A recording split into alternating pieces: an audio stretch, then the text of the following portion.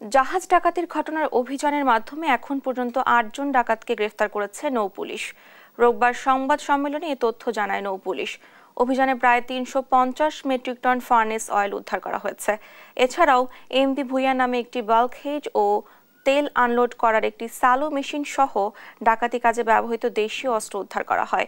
নৌপুলিশের সক্ষমতা বাড়াতে সরকার কাজ করছে বলেও জানানো হয়।